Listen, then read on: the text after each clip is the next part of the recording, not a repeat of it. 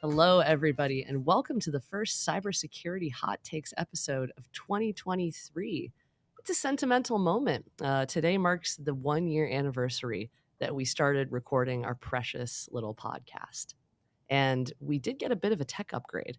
I don't know if you've noticed that the timbre of my voice is more resonant. And you will notice that my precious beloved co-hosts will also sound enhanced, thanks to our producer, Joshua. So we're gathered here today to talk about CircleCI. And the hot take I'm going to offer all of you is that, when it comes to CICD pipelines, it's kind of a no man's land of ownership. So HB, can you get our fellow hosts and audience up to speed on what happened with CircleCI? And then we'll get into this hot take. Sure. So CircleCI is... Do I need to re-record that? You're fine. Crap. You're doing great. CircleCI is one of the dominant modern alternatives to Jenkins and Bamboo, providing sort of the automation and coordination of CI/CD pipelines, including policy application and build rules. The CircleCI has been especially popular because of their usability. They state that they have over 1 million developers using their platform. And during the holidays this past December, they experienced a compromise of one of their privileged accounts. The eventual realization was that a valid session token was stolen from a privileged user, and it was not detected for a couple of weeks. Once it was detected, the scope of the compromise and the impacted secret and attack surface was evolving rapidly, especially over about a 1-week period from December 31st to January 7th. The result of their investigation was that they forced or recommended rotation of all secrets across their solutions, and they indicated that they were going to take some steps to upgrade their overall security. One of the interesting aspects of CI/CD systems is that they've been a target of attackers and adversaries over the past year, especially. So when we hear about source code control and software supply chains, a good portion of that attention is now being applied to CI/CD pipelines that tend to get implemented and not adjusted over time. They're often treated as an adjunct and not directly associated to the production systems. And as a result, they tend to be a little bit stranded. If I were to guess why many of the customers of CircleCI go with CircleCI, it's because it's a modern cloud delivered platform. So they're able to provide a level of security and service assurance and maintenance that is not typically associated with legacy kind of Jenkins or Bamboo setups that people might have. So it's particularly jarring when this kind of attack occurs. And my impression is that it probably necessitates looking at safety practices and security practices altogether and really seeing these things as being critical to security. And to that end, I think Jasson probably has a lot of insights on how security and safety might be established in these kinds of systems. Yeah, if you guys have to guess, what's the first place you would look at as the root source of this compromise? Well, I mean, they got malware on the guy's device, right? So clearly the malware is deposited in some way. He targeted delivery, he got phished, social engineered. I am kind of curious, did they confirm any sort of techniques of token? How did they steal the token? Do you know, or do they know? they just so far they've only indicated that malware was deployed on the user system, and that malware was not detected by the antivirus software. There was no indication of whether the antivirus software was actively updated and whether the signatures were current, or the specific malware in use. But the subsequent attack vector after initial access with malware installation was involved cookie theft. Got it. So all we really know is they had a foothold on the endpoint, not Yep. necessarily the configuration state of the endpoint, or how they went about getting the token out of the browser or the UI. And clearly, the privilege level of the token the guy had to begin with must have been pretty high for the adversary to then turn around and mint production tokens, right? Yeah, I don't know. And for a company like this, it's probably safe to assume they have a single sign-on system. They have MFA. The phishability of the MFA, I'd be curious about. I would say it's safe not to assume, right? Like you don't really know how a company is set up until you actually talk to them, right? So maybe they're set up. Maybe it's a super secure organization, and this was like highly targeted and advanced, or not, right? We just don't know until they release more details. But yeah, token theft is pretty interesting in general, but also when you think about the amplification effect, right? Like this is not reminiscent, but definitely reminds me of SolarWinds, right? Like CircleCI is at the heart of a large amount of products being built. If I have an ability to compromise that infrastructure downstream of customers, then what steps would actually be necessary to doing like sunburst style attacks that we saw in SolarWinds, where they're actually injecting implants, that sort of thing? Yeah, I just don't know at this point. Yeah, so I think the interesting part of this to me was that obviously organizations have been engaged in some sort of third-party assessments and security questionnaires with a provider as important as CircleCI in their environments. And CircleCI has SOC 2 Type 2 certification. And so I think this probably necessitates sort of revisiting what compliance looks like versus uh, uh, effective security itself. And so, I mean, of all of what the do you name think? brand breaches of the last 12 months, how many of them didn't have SOC 2, right? Yeah. So, What's oh, go ahead. Sorry. so what kind of approaches would you think should be taken? Because, like, to me, this feels like the mental model is not sufficient. That there's not enough being applied to functional safety and functional security in these environments, and there's not a holistic approach to take a look at these things from, a threat model perspective. That next level of why the breach occurred is not happening, and you probably need to, as an organization delivering safe products, go 2 or 3 levels deeper in terms of investigating the whys on a lot of these things, right? Like when So yeah, I you would break it up, right? Like this one's tricky just because you have kind of the compulsory necessary reporting that's happening. You don't have the details, but how did the machine itself end up with malware, right? Like that's an interesting question. Number two is, how is that malware on the machine, if it was unprivileged, able to escalate, right, or able to actually harvest a particular token? Which is a pretty interesting question. Number three is, and this one's kind of the more obvious result, is why isn't there partitioning of production between production and development? Right, it doesn't make the problem completely go away, because then you can just do staged, essentially staged attacks.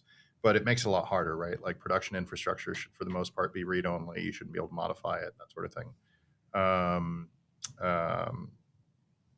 Yeah, no, the there's definitely ways of bucketing down what we do know in terms of phrasing interesting questions, and then also maybe we do another session on like, well, what is state of the art for these three different boxes right now, and who is kind of doing interesting things there. Because I know token theft specifically is an area that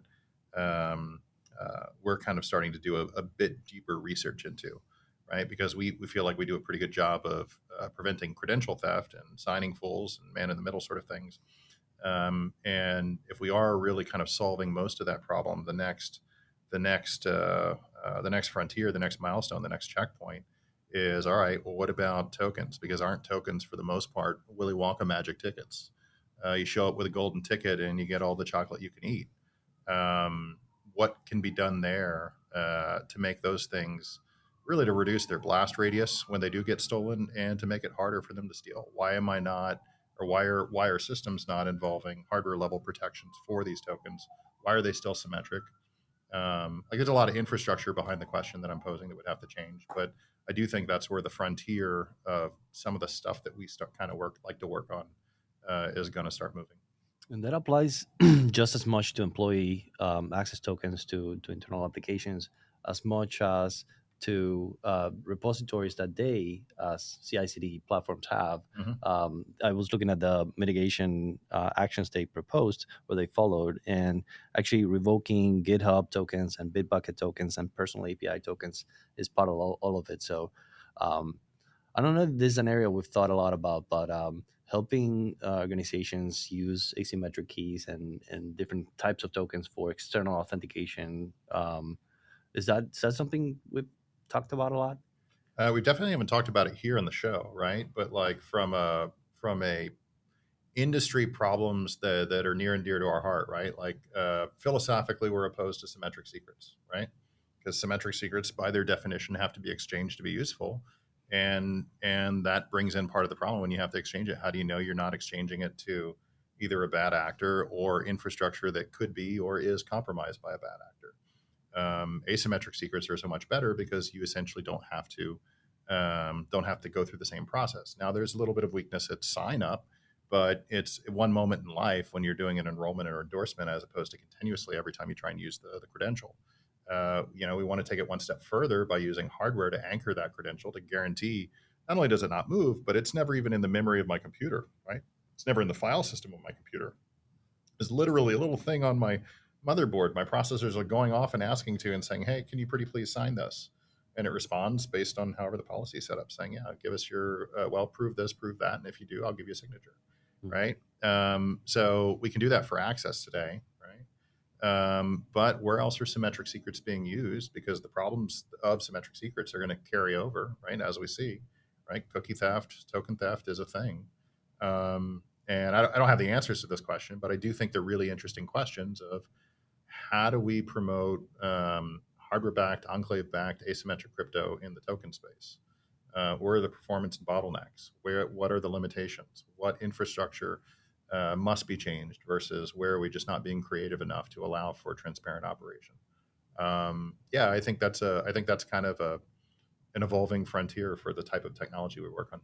Yeah, you wrote a blog post about some of this that I think we still have internal, but we maybe want to expose externally because some of these thoughts are pretty universal. Credential theft and signing fools, yeah. Yeah. So what Nelson's talking about, we probably will make it public at some point. But it was really just an internal dialogue that I've been having off and on with sales folks, product managers, engineers, and it was kind of the philosophy behind why we do certain things. And it really, the title I think sums it up pretty well, which is when you're worried about theft at the point of authentication, there's kind of two main classes of problems that you have to worry about. There's more than two, but these are the two biggies. Number one is just credential theft, right? If I can steal your credential, I can be you. So how do you make it impossible to steal a credential? And that's kind of the first part of the white paper. The second part is, all right, if the credential can't be stolen, what's the next likely avenue for exploitation? And the answer is a signing fool. Well, if I can't steal the key used to sign a thing, can I get the fool who has the key sign things arbitrarily for me? And there's lots of really interesting attacks that show up there. And it turns out like that there are protocols that provably solve these problems. that are practical and exist today in production in commercial systems, and how do we promulgate the use into more and more of industry where we can kind of move from this symmetric secret approach to an asymmetric secret approach. Maybe more food for later. Yeah. So what do you make of the fact that all of these like name brand breaches that you were talking about over the past year, that a lot of them are essentially saying, hey, look, we got breached, it's really bad, but you're safe, nothing was really compromised. And the trust but verify part of that, it feels like there's some sort of a gap there, especially when CICD tools are involved and like core components of the developer lifecycle. I'm reminded of Ken Thompson's paper on trusting trust. Compromising a compiler, then messing with the decompiler so that your friends at Bell Labs can't figure out like exactly what's going on for a while. Mm-hmm. Mm-hmm. On that kind of stuff, like what do you think the importance is of things like, code signing and provenance and attestation? Like, at what level should people be worried about this? And how does one go back and account for things in their own environment? So the general area that we're talking about is called trusted computing, right?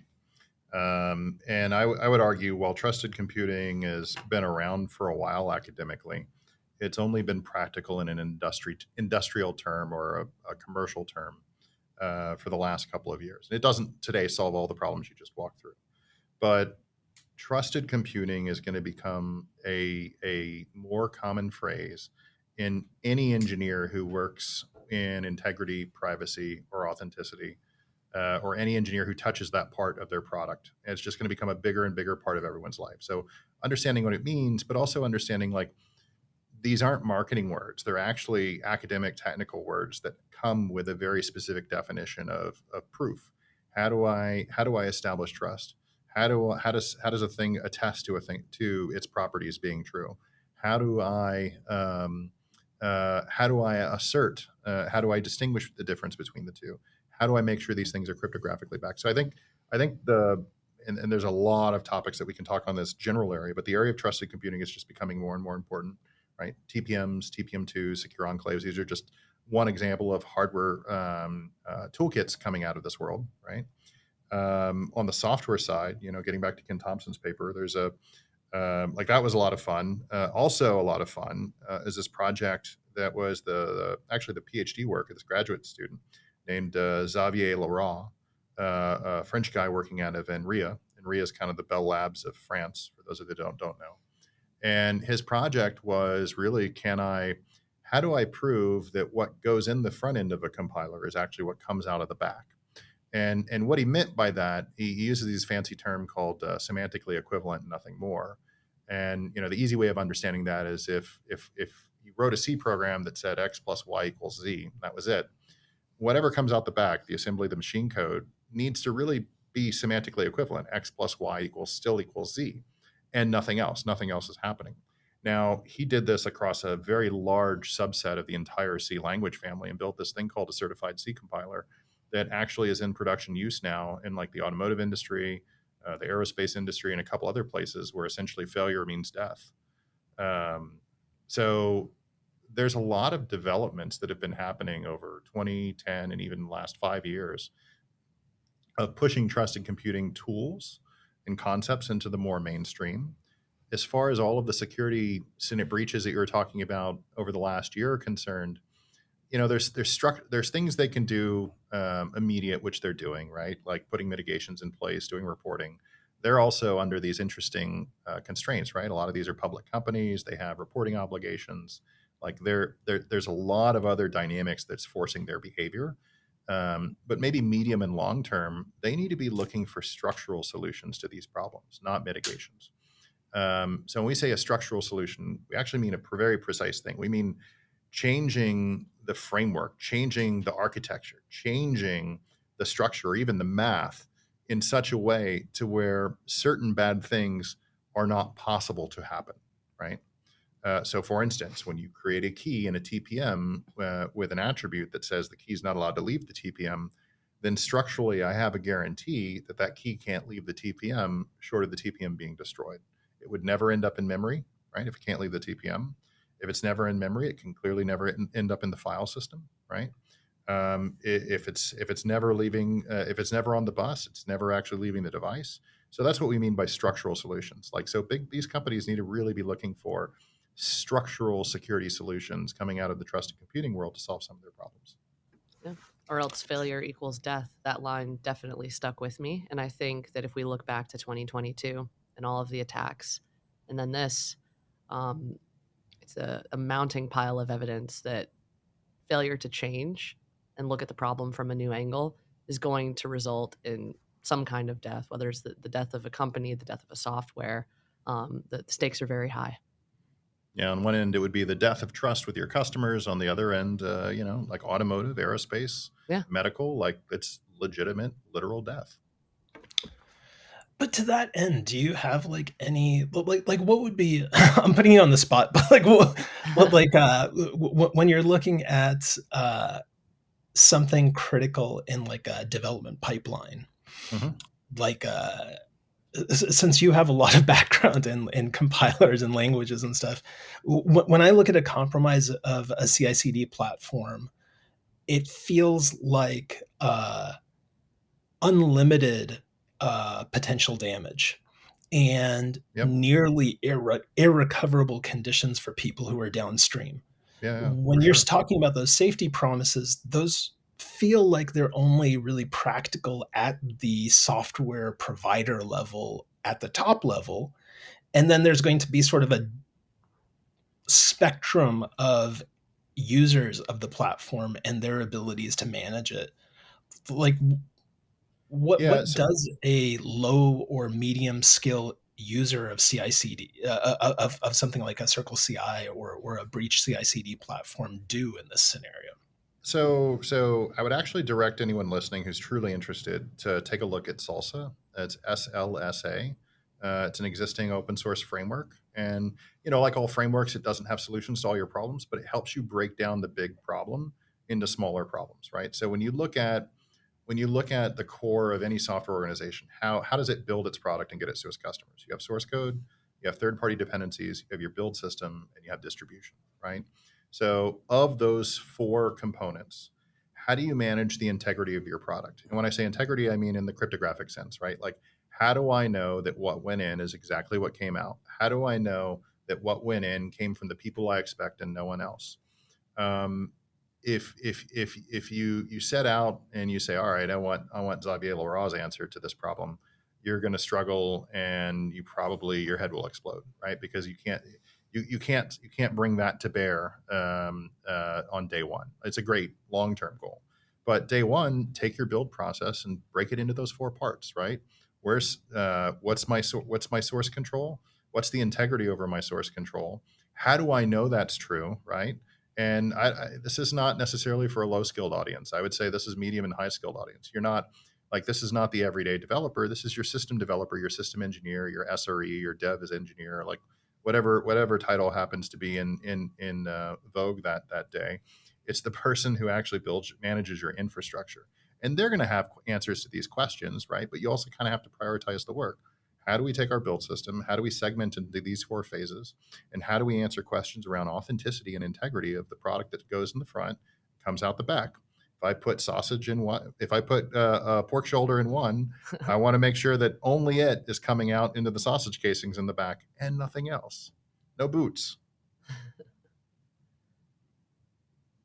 Clearly, it's a longer, more detailed discussion than we have for a podcast, but there is a way of making traction.